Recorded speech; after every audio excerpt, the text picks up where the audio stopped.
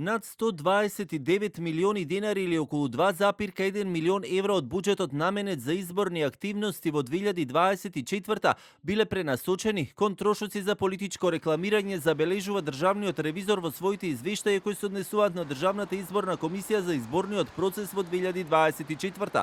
Ревизорот укажува и на тоа дека треба да се преиспита начинот на распределба на средствата за платено политичко рекламирање на учесниците во изборните кампањи, но и да се усогласат законите кои го уредуваат оданочувањето на изборните активности.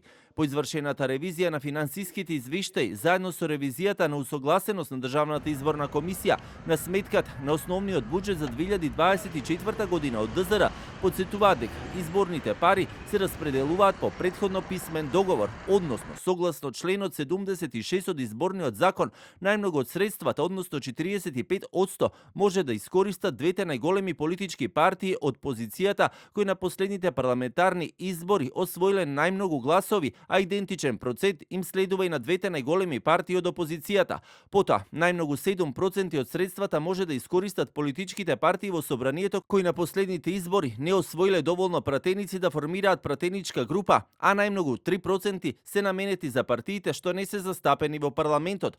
Во делот на јавните набавки, ревизорот меѓу другото нотира дека во текот на 2024 година биле исплатени пари за набавки на стоки и услуги во вкупен износ од околу 52.000 евра без проведена постапка за јавна набавка, односно без распишан тендер. По извршената ревизија на финансиските извештаи и ревизијата на усогласено за сметката на основниот буџет за 2024 година на Државната изборна комисија, ревизорот ги утврдува и следните наоди.